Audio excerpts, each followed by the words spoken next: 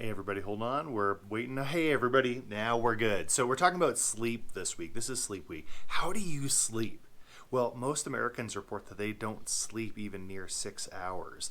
But most of you will encounter someone, or maybe you are this person that says, I can get by on 4 hours of sleep or less. Woo! The reality is that's like someone walking into a room and saying, with meth, I get a lot more done. Or if I just do some lines of cocaine, look at what I can do. The lack of sleep is so detrimental to your health, personally, socially, physically, mentally, you name it, and it's linked to a lack of sleep.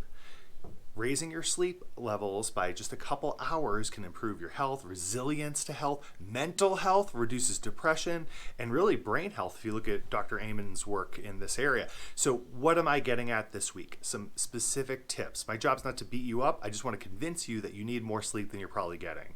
Now, I use a Fitbit watch that kind of tracks my sleep, and I know that I'm not the best sleeper, but I've improved it over time by going through some specific tips. Every day this week, we're going to go through one or two tips to help you get the sleep you really need, because it's just not okay to live at below that level. Well, why? Well, I want you to live the best possible life, and I want you to live a physical life, a mental life that's well, everything that you can to your optimal strength. So what does that look like? If you get this sleep, it's almost like a performance enhancing drug. When you get that sleep, it makes you perform better at work, makes you more successful in relationships. So let's start with one specific tip today, and that's a dark room. So if you want to get the sleep you need, your room needs to be completely dark.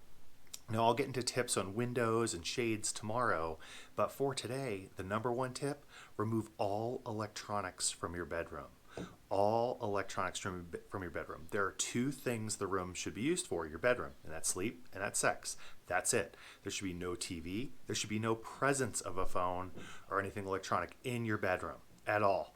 And so even having your phone in the off or airplane or sleep position next to your bed, the presence of that phone is going to negatively impact your sleep. Well, why? Well, when you pick up the phone, you're expecting to be entertained, to learn, to have kind of like a, woo, look at me, I'm awake kind of a thing. And that's because of the lighting, the way it's set up. Our phones are designed to entertain us. They're not just designed for communication anymore. So by having the presence of the phone or a TV in the off position, even if the TV is unplugged, so it's just posted but unplugged, the presence of the TV makes your subconscious brain think that entertainment is imminent.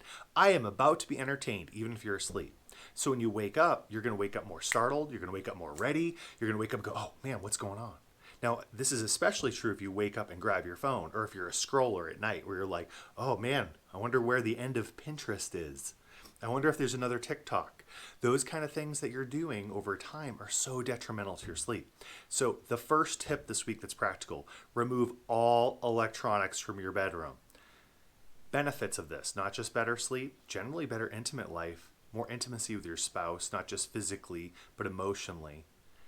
And honestly, more connection, which I think is different. Like intimacy and emotional connections there, but having that connected time where you're undistracted with your significant other or undistracted with your thoughts and to let your mind inspire you is so important. Now, what if you're a person that comes up in the middle of the night and says, I've got a list. I come up with thoughts in the middle of the night. They're really important. Well, I do two things. One, I keep a sleep journal next to my bed.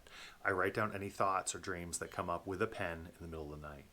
But if you don't want to do that, or you think that'll wake your partner, we also have dry erase markers in the bathroom. So we'll go to the bathroom, dry erase marker, and write it on. Well, it comes right off the mirror, and it might look super creepy, but the bottom line of it is it's a way to capture the thoughts you need. So again, benefits of sleep, huge. Detriments of not having sleep, think meth. Like if you're going around like, I can get by with less sleep, remember that drug addiction thing. It's the same thing as someone coming in and saying, with some hardcore drugs, I can really live my life to the max. Like it's the same level of impact by having a lack of sleep. And the biggest benefit you could have of all the tips this week is to remove all electronics permanently from your bedroom. If you don't believe me, try it for a month. Try it for a month and note your sleep. And you can actually check it if you're using like a sleep watch, like an Apple Watch or a Fitbit, whatever. Monitor your sleep and see if it works. I hope you're finding these tips helpful. I'm going to do my best to share a bunch this week that are really practical on sleep. So please keep joining me, and I'll have a hands-free kind of summary of this later today. Bye.